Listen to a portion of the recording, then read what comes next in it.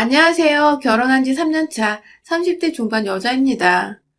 신혼 초초창기부터 최근껏 개표 따기 같은 시댁 식구 하나 때문에 참다 힘 제대로 휘두른 제 사연을 여러분께 사이다를 쏘기 위해서 이렇게 공유해봅니다. 저희 부모님은 어릴 적부터 저나 제 남동생한테 늘 베풀고 살라고 욕심 부리고 살다가 꼭 말년에 욕먹고 버림받으니 착하게 살라고 귀에 딱지가 붙도록 말씀하셨어요. 본인들의 철학이 그런 거기도 했고, 무엇보다 저희 엄마가 결혼하고 욕심 많은 고모들 때문에 무지하게 개고생을 하셨거든요. 세상에. 결혼하고 시부모님 드린다고 준비한 뇌물을 둘째 고모가 홀라당 갖고 싶다고 때를 쓴 바람에 할머니가 사돈한테 받은 뇌물을 딸한테 줘버리는 어처구니 없는 상황이 벌어졌었고, 또 결혼하고서도 비슷한 시기에 엄마나 고모나 동생을 가지셨었는데, 그때도 아빠가 임신한 자기 와이프 주겠다고 사온 과일을 올케는 평소에 이런 거 많이 먹을 거 아니야 하면서 또 홀라당 자기 가방에 넣어 챙겨가셨대요. 남의 것과 내 것에 대한 기준도 없을 뿐더러 남의 것은 남의 것이 아니라 조르면 내 것이란 미친 생각을 좀 가지고 계신 분이었어요. 엄마는 결혼하고 나서 지금껏 늘 한결같이 자기 몸만 챙기라는 고모 때문에 만남 자체에 진절머리를 느끼셨고 중간에 몇 번 큰소리가 오고 가다가 서로 결국 완전히 틀어지셨는지 저나 동생이 머리 크고 나서는 고모를 더 이상 볼 수가 없었어요. 어쩌다 고모 얘기가 나올 때면 달라지는 엄마의 표정에 대충 사이가 완전히 껄끄러우시구나 싶었죠. 상황이 이렇다 보니 저만큼은 남동생의 와이프한테 그러지 말라고 또 제가 시집을 가서도 아닌 건 아닌 거라고 말할 줄 알고 살길 바라는 마음에 자주 말씀을 해주신 것 같아요. 도리는 하고 살아라고 말이죠. 그런데 에휴 딸팔자는 엄마를 따라간다고 하더니 제가 결혼하고 나니 저희 집구석에도 고모 같은 인간이 하나 있는 겁니다. 아니 시누이였으면 제가 엄마처럼 대판 싸우고 쌩을 진작에 까버리고 말았겠죠. 그런데 전 바로 시어머니 때문에 문제였습니다. 남편과는 동갑내기고 둘 다 결혼할 사람이 있었다가 한번 깨지고서 두 번째로 만난 인연이었습니다. 뭐 연애를 하면서 남편도 저한테 과거에 누구를 얼마나 만났었는지 털어놓길래 저도 솔직히 털어놨고 서로가 비슷한 헤어짐의 아픔을 간직하고 있었던 사실이 저희 두 사람을 더욱 끈끈하게 만들어주어 결국 결혼까지 이르게 했네요. 아무튼 그렇게 마냥 서로의 배경이나 집안이나 뭐를 따지지 않고 순수하게 좋아하는 마음으로 한 결혼이었습니다. 그런데요, 결혼을 하고 보니 남편 네에 돈이 제법 많더라고요. 시아버님 집안이 대대로 지역 유지에다가 시아버님도 장사를 오래 해오시며 제법 모아둔 돈이 많으셨죠.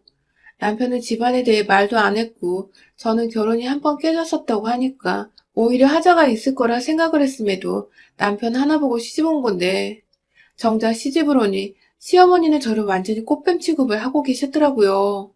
처음 상견례 때나 연애 중 몇 번 시댁에 남편 따라와서 가볍게 커피를 마시다 갔던 적에도 늘 시아버님과는 다르게 시어머니 혼자 꿍해 계셔서 아들이 결혼하는 게 싫으신가 보다며 그냥 늘상 들리는 다른 집 시어머니들처럼 며느리가 마냥 남의 집 딸이라서 반갑지는 않으신가 보다 싶었는데 꽃뱀은 얘기가 달랐죠. 그때부터 뭔가 이미 집안 얘기는 남편이 결혼 후에 다 말해줘서 알고 있었음에도 불구하고 시어머니는 제게 의도적으로 가족 얘기를 숨기고 돈을 보여주려 하지 않는 등의 모습을 보이며 꽃뱀이 아닌 제 앞에서 꽃뱀을 조심하겠다는 마음가짐과 의지를 마구 보여주며 절 아주 기분이 더럽게 만들었어요.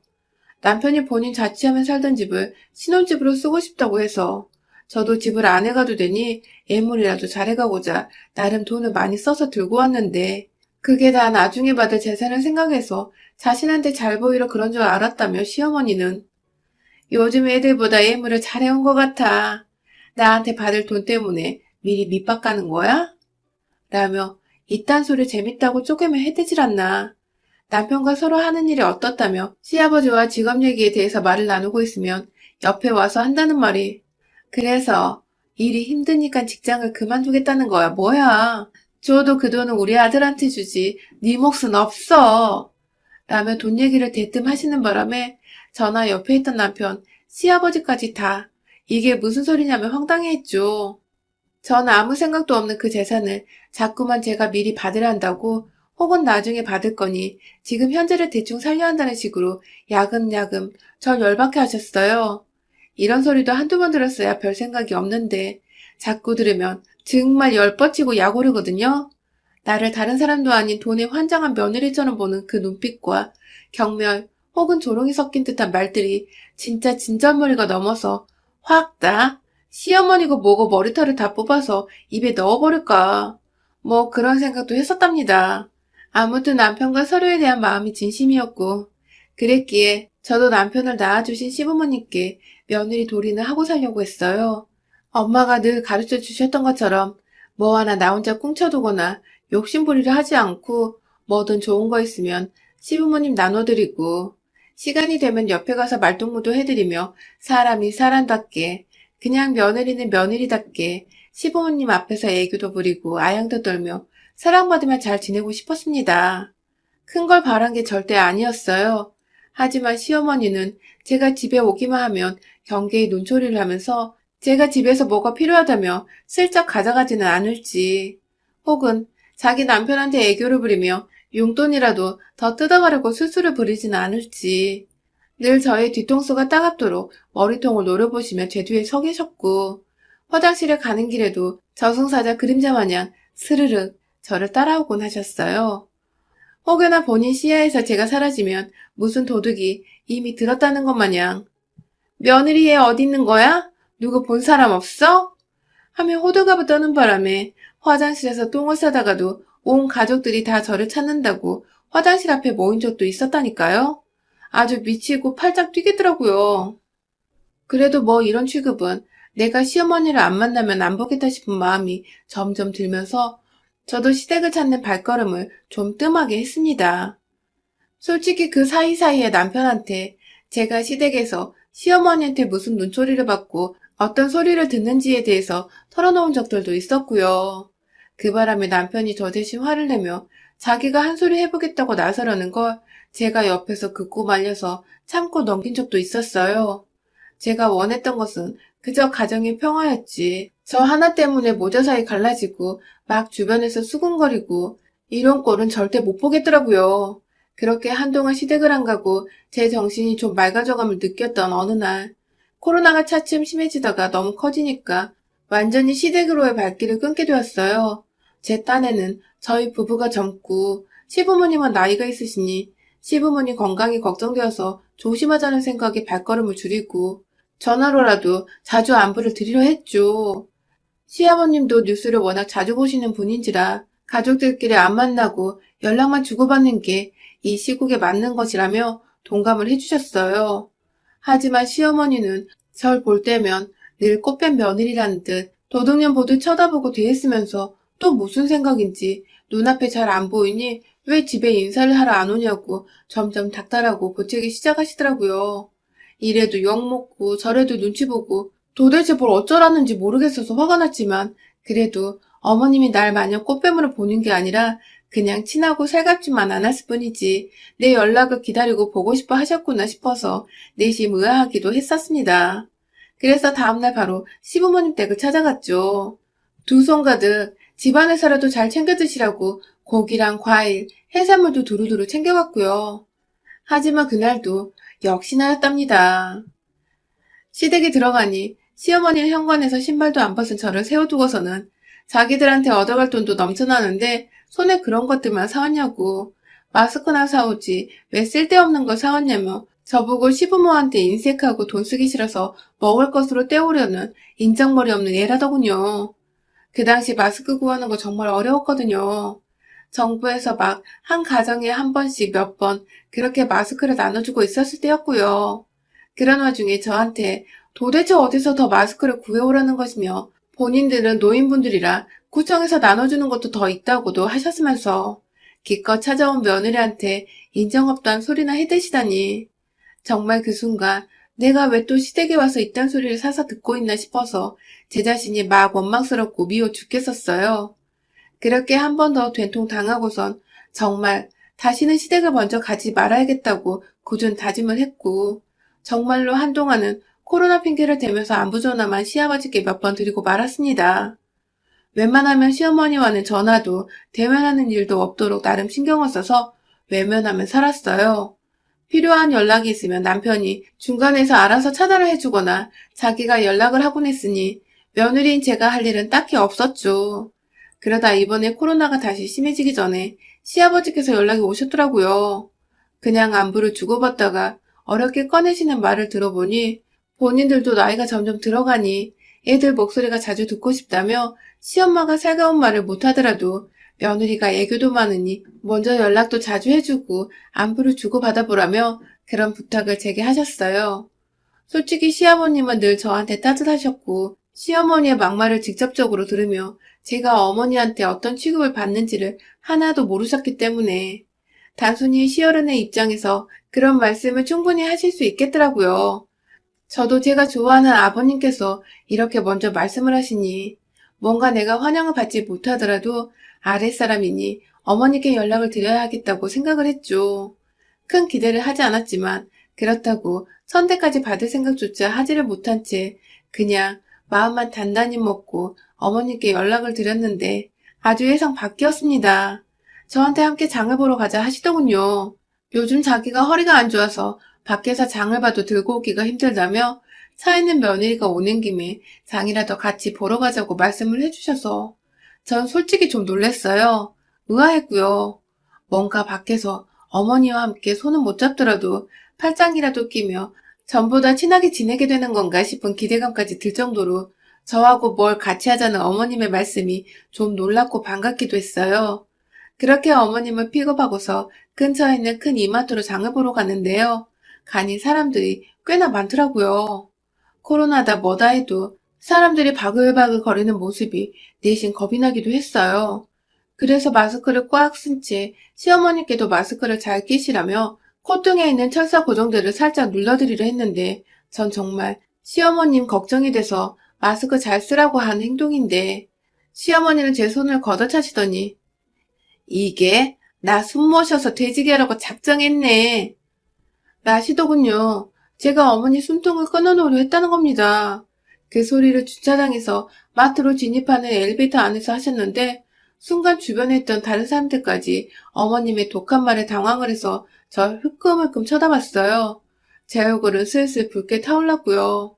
쪽팔려서 말이죠. 그렇게 뭔가 시작부터 단추가 잘못 끼워진 것 같은 상황에서 어머님은 거의 침묵을 일관하시며 장을 보셨어요.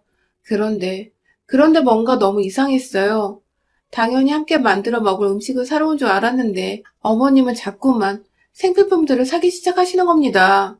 샴푸랑 칫솔, 치약은 물론이고 의류 코너에 가서 속옷까지 색깔별로 사다 담으시더라고요.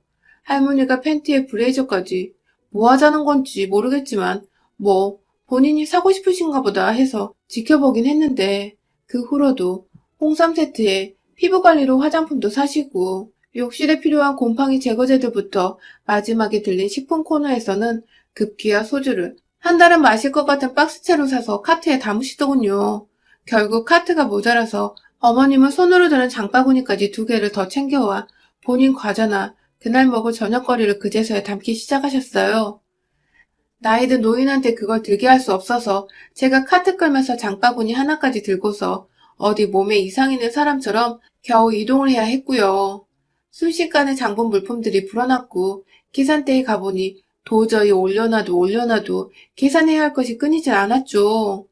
뭔가 당한 것 같은 찜찜한 기분이 들었지만 설마 아니겠지 하며 서 있는데 카운터 직원이 카드 결제냐고 물어보더라고요. 그래서 어머님께 어머님 카드세요? 라고 물어보자 어머님은 나 카드 안 들고 왔어 라시더군요. 본인이 애초에 결제할 생각 일도 없는 절 마트에 데려와서는 온갖 쇼핑을 다 하시고는 결국 돈이 얼마가 나왔는 줄 아세요? 무려 동네 이마트에서 200만 원어치를 사셨답니다. 200만 원이요. 장 한번 같이 보러 따라 나갔다가 졸지에 200만 원을 결제한 전 정말 머리 끝까지 열이 뻗쳤고 그 와중에도 여전히 제가 머글이 못마땅하고 싫은지 곧 죽어도 고맙단 소리는 안 하시던 시어머니. 그런데 더 큰 문제는 시어머니가 절대로 배달은 안 된다며 직접 들고 가야 한다는데 이 많은 짐들을 봉지든 어디든 넣어야 하는데 도저히 손이 모자라 저 혼자는 상자든 종량제 봉투든 빨리 넣기가 힘들더라고요. 뒤에선 기다리는 손님들이 막 쳐다보고 있고, 그래서 졸지에 종량제 봉투까지 대량 한 묶음을 사서는 뒷자리로 와서 막 물건을 봉지 안에 담았어요. 혼자서요. 시어머니는 멀찌감치 떨어져서는 의자에 앉아 계셨고요. 얼굴은 내내 열이 받아 뻘개 있고, 저도 제 감정을 잘 느꼈던지라 솔직히 웃음은 나오지 않았어요.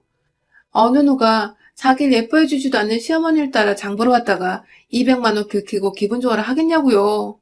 그렇게 속에서 천불이 난다며 내가 왜 이런 취급을 받고 있는지 모르겠다며 막 혼자 부글부글 거리는 와중에 시어머니, 아니 이 노망난 옆에 내가 슬금슬금 저한테로 다가오더니 도와주기는커녕 오히려 본인 기분이 더 나쁘다며 저한테 그러는 겁니다. 야 이년아, 네가 뭔데 표정이 그리 뾰루퉁해? 처음부터 우리 집 돈 보고 온 꽃뱀년 주제에 그깟 200만 원 좀 썼다고 생색이야? 라고 말입니다. 처음부터 이 집에 돈 보고 들어온 꽃뱀년이라니. 꽃뱀이라니요. 잘못 알아도 한참 잘못 아는 시어머니께 그런 게 아니라고 막 말을 하는데 주변 사람들, 특히 어머님 또래 나이 드신 아주머님들이 막 웅성거리며 모여들며 흥미롭다며 시어머니가 할 다음 얘기를 기다리는 듯 집중하기 시작했어요. 그 와중에는 꽃 빼면 며느리 취급하면 안 돼야 하면서 시어머님을 무작정 옹호하는 할머니까지 있었죠. 정상의 마인드로는 도저히 변명조차 하지 못하겠는 그 상황. 마저 봉투에 넣을 짐들은 아직 한가득이고 카트 옆에는 물건 담은 종량제 대량 봉투가 또 한가득. 저도 그만 열이 뻗쳐 더는 이 짓거리를 못하겠더라고요. 봉지에 물건 담다가 딱 시어머니의 속옷을 넣을 차례였는데 꼴보기도 싫어하는 며느리 카드로 자기 속옷을 시뻘겋고 노란 것들로 알록달록하게 담아낸 어머님 생각을 하니 아우 씨 진짜 이걸로 어른만 아니면 한 대 쥐어받고 싶어 죽겠는 겁니다. 그때 어머님이 옆에 계시던 아주머님들을 향해 말했어요. 꽃뱀이라 그런지 애가 저런 야한 거 속옷 보면 시선을 쉽게 못 끊어내. 별나다 별나. 라고요. 아, 더는 못 참겠더라고요. 확 봉지에 넣으려던 빨간 팬티를 쥐고서 야 할망구야 꽃뱀 취급하다 저승길로 바로 가고 싶은 거야? 라며 시어머니 얼굴에 확 덮어 씌워버렸네요. 이 짓거리 못해 먹겠다고 우리 시어머니가 며느리 꽃뱀 취급하네. 무서워서 못 살겠네. 하며 눈에서 억지로 눈물까지 쥐어짜내고서는 시어머니를 향해 브래지어부터 팬티까지 모조리 던지고 머리 위에 씌웠습니다. 제가 그렇게까지 발악하고 울고불고 난리치니 이번엔 주변에서 제 또래의 여자들이 모여들었어요. 할머니들 팀에서 제 편을 들어주는 동지들이 나타난 것입니다. 망할년, 망할 시엄마 등의 욕을 하며 막 저주를 퍼부으니 동시에 구경하던 할머니 아줌마들이 분위기에 휩쓸린 건지 그제서야 제가 불쌍하다며 제 편을 들어주기 시작하고 동정의 눈길을 보내왔어요. 진짜 이 마트에서 아주 며느리들과 시어머니들이 다 장을 보다가 결국 구경의 끝에 저의 편에 서게 되며 저는 여러 동지들의 응원으로 시어머니께 더 큰 목소리로 이 거지 같은 년아! 라는 외마디 한번 지르고 장 본 것들 그대로 카트에 실어서 혼자 엘리베이터를 타고 내려왔어요. 시어머니는 뒤에서 사람들이 하도 욕을 하니까 혼자 계단인지 비상구인지 문 열고 나가 먼저 올라가셨고요. 주차는 지하에 해놨는데 말이죠. 그날 저는 제가 장 본 것들 다 제 차 트렁크 안에 실은 뒤에 그대로 집으로 돌아왔습니다. 그냥 제 집에서 생활 아이템들 쇼핑했다고 생각을 했고 정 필요 없던 것들은 다시 이마트 가서 환불을 해버렸습니다. 그날 후 시어머니는 사람들한테 욕먹고 저한테도 속옷 뒤집혀 씌운 게 쪽팔리고 무섭고 뭐 복잡했던지 평소처럼 연락이 한 번도 없었고 왜인지 그 소리를 남편한테도 못하겠던지 시아버지며 저희 남편까지도 제게 별다른 말을 안 하더라고요. 지금까지도 그때 이마트에서 있었던 사건은 시어머니와 며느리인 저 단 둘만의 비밀이자 평생토록 숨겨야 할 아찔한 기억이 되어버렸답니다. 저한테는 유쾌상쾌 통쾌한 기억인데 시어머니께는 질색팔색 끔찍한 기억이 되어버린 날이었답니다. 여러분의 생각은 댓글로 남겨주세요. 오늘도 시청해주셔서 정말 감사합니다.